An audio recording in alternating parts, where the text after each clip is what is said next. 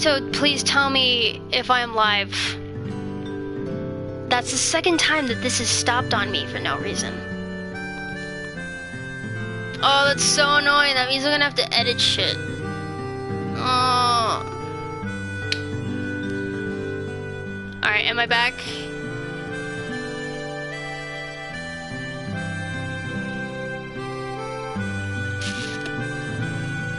I'm not gonna edit this. I don't care.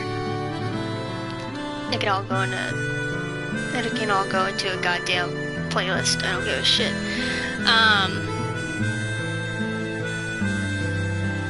Am I back? I'm gonna assume I'm back and I'm gonna keep talking. Alright, so the objects that fly out of these destructibles, what they do is they kind of force you to run around the area recklessly. So if you haven't cleared the level of Heartless... Hi Tom! Thanks for stopping by. I hope you have a good day at work.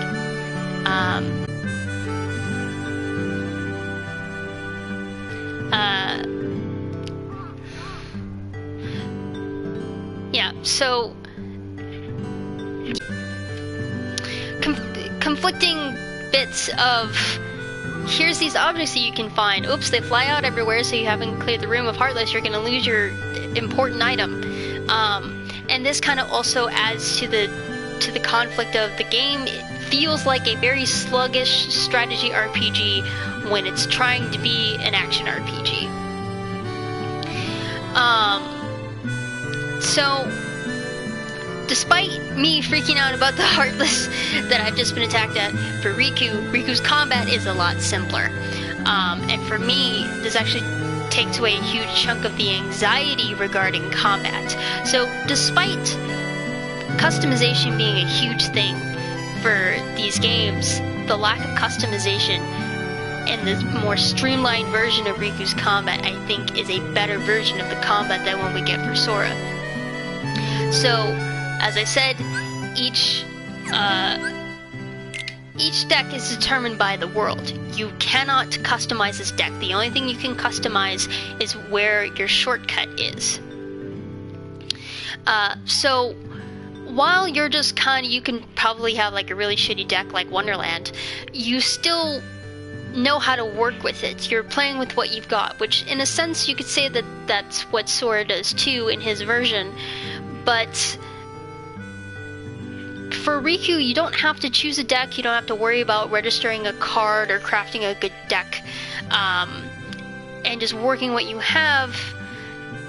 It just simplifies the combat so much more. And as I mentioned, if the player breaks enough cards, Riku goes into dark mode and has more powerful attacks. So what this does, this naturally results in the player learning more about Riku's deck for that world, so they can wait for the right moment to play a card, and they can be rewarded for points that would get them into dark mode. And if you break that card fast enough, if you have good enough reflexes, and you break that card faster, you enter dark mode faster. So, unlike Sora's section where exploration is only encouraged after you've cleared the entire area of Heartless, and again, it's just a bunch of square rooms, so there's nothing really interesting for Riku. There is this encouragement through combat to get better at the combat because of the reward of dark mode. However, we have another conflict because dark mode is a reward for the player doing well. But the thing is that, again, spoilers, for this game, Riku is fighting the darkness inside him. He does not want to rely on the darkness inside of him. And so the fact that the dark mode is a reward for the player just puts it so at odds thematically with what Riku is going through. That's not the only issue with the story and the combat in conjunction with each other, but it's always a huge thing that I've always been personally bothered by. There's a really great opposite example that I'll get to for Coded, where it puts the player at odds with the main character, and it does it really well. This game doesn't do it well. It's so weird to have dark mode as a reward. So for the story for this game, if anybody's watched my Sora character development series, I went into a lot of detail about Chain of Memories and how much Sora changes throughout this game, and how remarkable it is that that Chain of Memories has Sora go through this very intense character change. But the change is almost a little too subtle. So Sora doesn't start getting really angry until he meets Vexen, which that is like basically near the end of the game. There are some smaller, again, more subtle moments of Sora slightly changing, not trusting in Riku, or not believing in Riku or whatever, and forgetting Kairi, but these are all very, very tiny, minuscule details that are so subtle that by the time that Sora has his outburst at Donald and Goofy, it almost feels out of the blue. And the thing is that outburst, that moment where Sora but there wasn't that huge sense of loneliness of being without my friends, because Donald and Goofy only show up in the story sections and as like card characters, but they're not really with you, and it's weird. And of course, for Reverse Riku's story, there's the smelling plot. Like, the whole smelling plot of darkness is a scent, and it's an actual scent, apparently. This takes a lot of the tension out of the story for Riku, because Riku's story is actually pretty interesting for the most part, as non-existent as it is. It's just so... Riku faces Ansem, and his first line is like, "I smell you, Ansem." It just takes a lot of this tension out. It's almost like the "who else will I have ice cream with" thing. But despite all of that, there are some really good moments in this story. They're really interesting moments. Like, so, returning to Destiny Islands, the music being this slow piano version of the Destiny Islands theme, it's got this very warm and nostalgic feel to it. Like you're visiting a memory, it's the happiest memories of your life. But that theme turns pretty sad when you open the menu and you don't see Donald and Goofy there as your friend cards. I really do like the reveal of Naminé, and how she is not actually within Sora's heart. She's not actually Sora's friend. I've always loved the scene where Riku accepts the darkness inside of him. I've even done my own little added some extra music here video with the piano collections for Riku, because it's such a great scene to me. And then, of course, there's this heartwarming rescue from Donald and Goofy saving Sora, and Sora has this moment where he just kind of regains himself a bit, saying that even though the promise he made to Naminé might not be real, it's real to him. So that being said, there's something really interesting that I start to notice around this game. And that's stakes building. So, for Birth by Sleep and Kingdom Hearts 1, you kind of know the stakes. You know that the Princesses of Heart are in danger, or a form of Xehanort is trying to drown all the worlds in darkness, or summon the Keyblade or something. And these are all apparent from the beginning, and so everything really feels like you are trying to save the world, right? But that's not the case with this game. So, these are very personal stakes in this game. Sora and Riku are going through very personal journeys.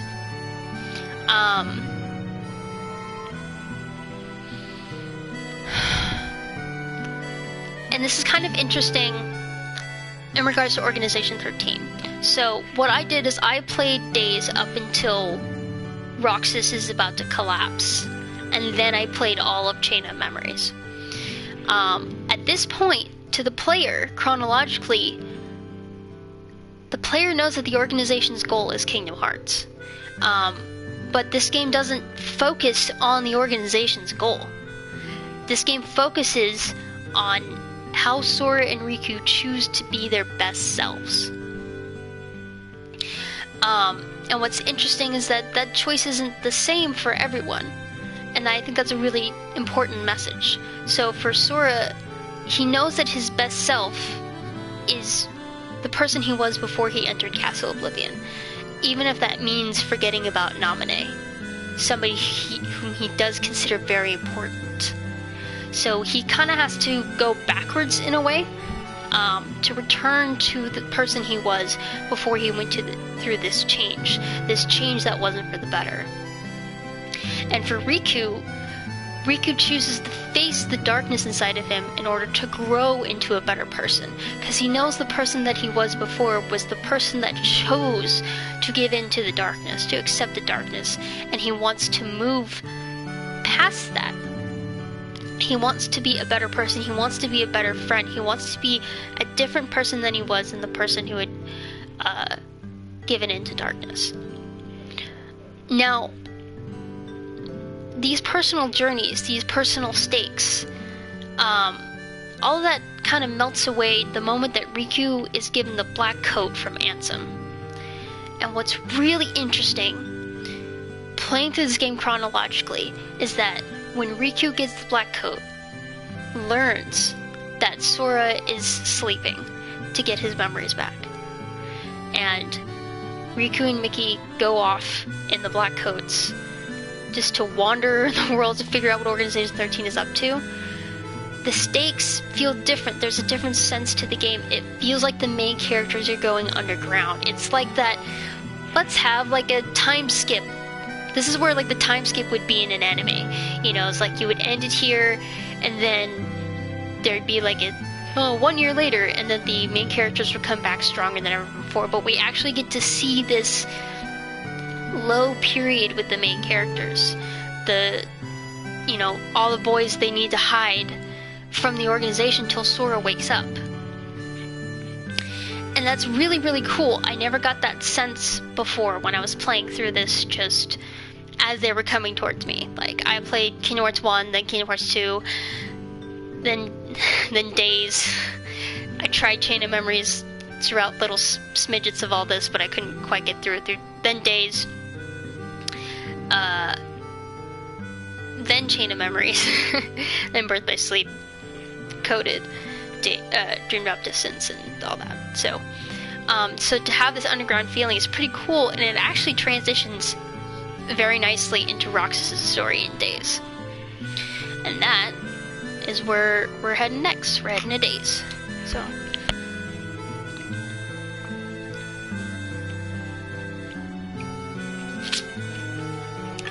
as I get further into the series, these overall thoughts and analyses are going to get longer, because there's just more material to work with, story-wise.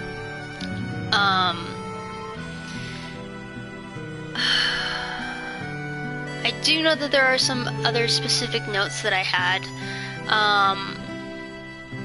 There's a bad auto-lock in this game. Let's see. You know what? I'm not going to go through this. I'm just going to head straight to Days. So, now, unfortunately, because I don't have a capture card for my DS, I can't show the combat for Days. So, we're just gonna have to just go off me talking about it, which kind of sucks, because I'm obviously not that great at really explaining things all that well. I hope I'm explaining some things well, but it's nice to have the visual aids. So, Days. Start with the combat. So, Days' combat has the original quote-unquote combat, the combat from Kingdom Hearts 1, where you have an attack and a magic, an item, and you have your basic attack. There's no real resource system like the command deck or the deck system, the card deck system. There is a limit break attack, so if Roxas reaches a certain amount of low health, you can hold down the attack button to do a very powerful attack. It is an attack. It's kind of like a desperation move, and this is really cool considering you're playing through the organization. Roxas's time in the organization as organization members, so you get to do what would be considered their desperation moves as actual regular combat. The magic system. Magic system is fairly similar to Kingdom Hearts 1, where at certain points in the story you learn new tiers of magic. So you learn Fire, then Fyra, then Firaga. The interesting thing about the magic system in this game, though, is that because this game had multiplayer, the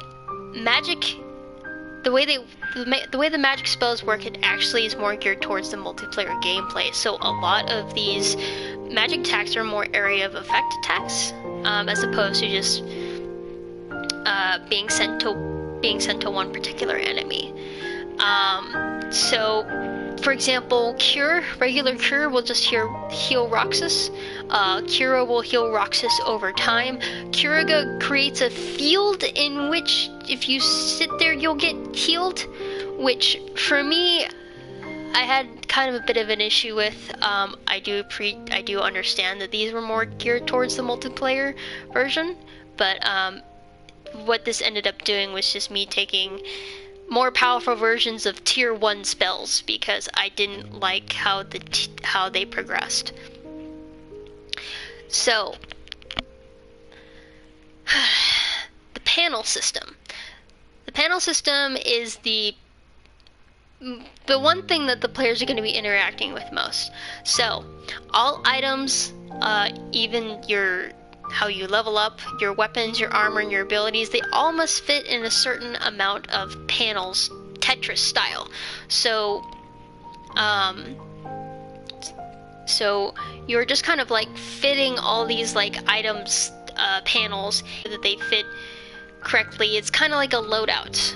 So you have to make sure that your panel loadout is the way that you want it to be before heading into a specific mission, because you cannot change your panel loadout within the mission.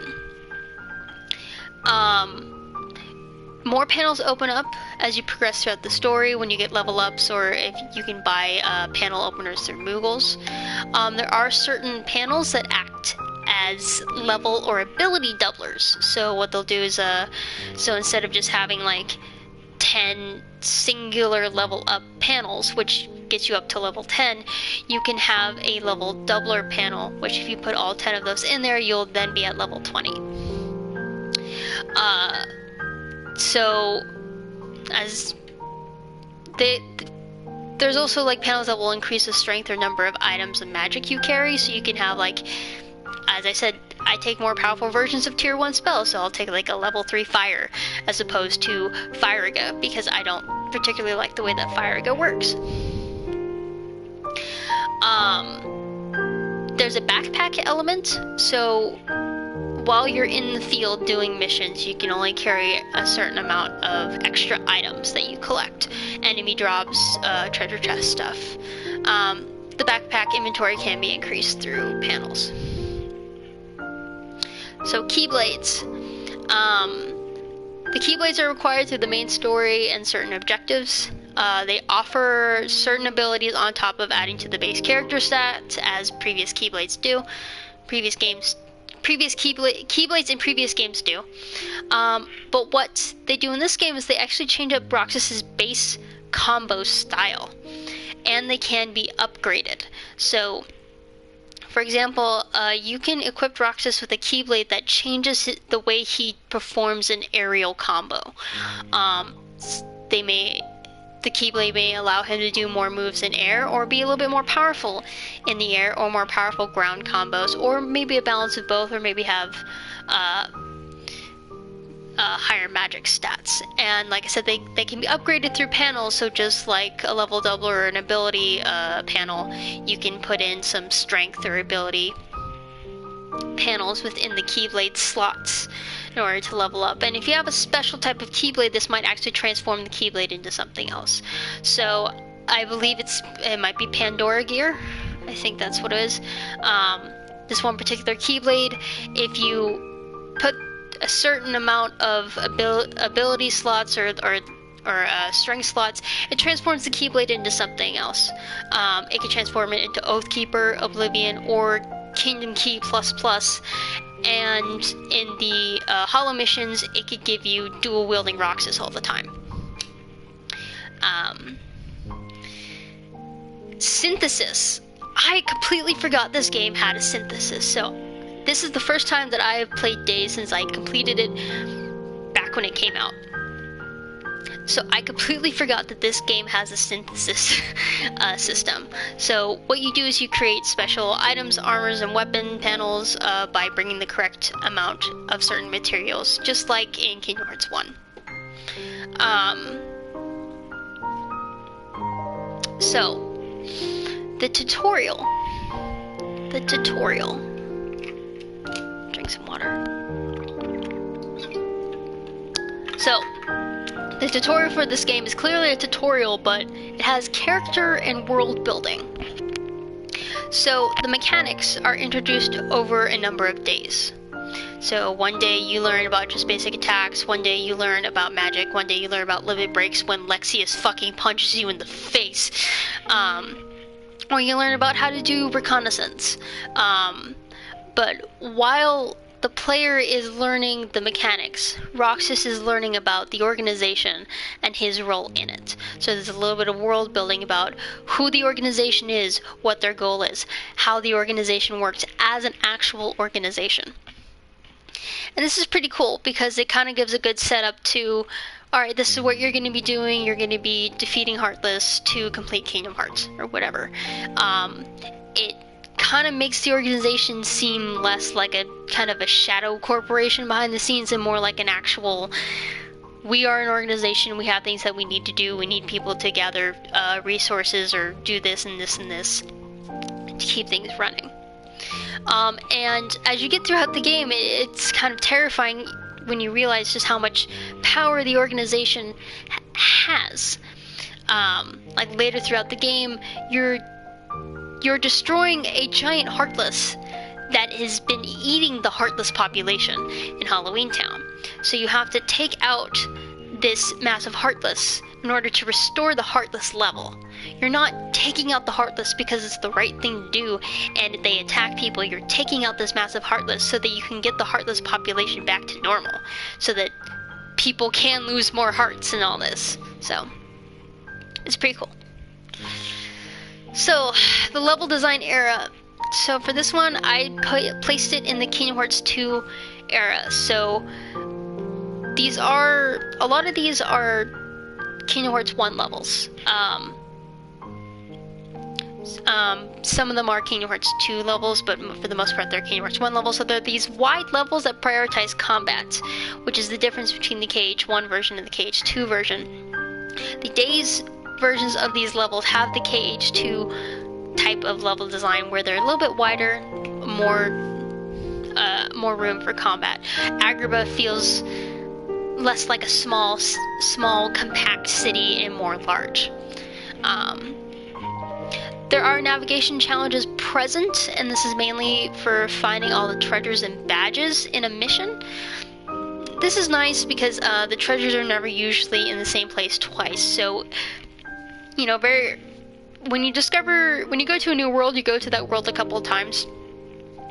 And again, like the treasure chests aren't all in the same place, so it encourages you to look around and get familiar with the level, which then you can test your knowledge in certain missions. So collecting the badges, you need to collect these certain amount of badges, and you need to do it before a ring slowly disappears, and knowing how to navigate the level gets you more points by making sure you collect that badge when the ring is at its largest. And so what's kind of not brought back until Union Cross of all things is that the levels are visited multiple times over the course of the story. So you don't see everything all at once in one visit. More areas of the level expand upon multiple visits. It's not just 2, it's like up to like 6, I think, or something, before you've seen like every area. Some of these areas are expanded from their Kingdom Hearts 1 or their Kingdom Hearts 2 counterparts. For example, Beast Castle, you get to explore the upper parts of the ballroom. In Kingdom Hearts 1, you find a different way to the Cave of Wonders and explore a different area of the Cave of Wonders in Agrabah. Or there are entirely new areas such as Neverland. You do go on Captain Hook's ship, but you also have these other areas of Neverland that you didn't get to explore as Sora or anyone from Birth by Sleep. My throat. Now, to my overall thoughts. For me, Days is much on the combat or the level design. The focus for Days is its story. The gameplay is the simplest iteration of Kingdom Hearts 1's combat, with very little opportunity for player choice or customization. I guess you can kind of have a little bit of customization in your panel loadout, which particular spells that you want, which Keyblade that you want, but due to the mission nature of the gameplay, the player actually has to tailor their gameplay to the needs of the mission, as opposed to just kind of taking whatever they want. So for example, the Leechgrave boss fight, you want a Keyblade that does well as an aerial combat Keyblade, and you'll want to take fire spells. These are the best ways to deal with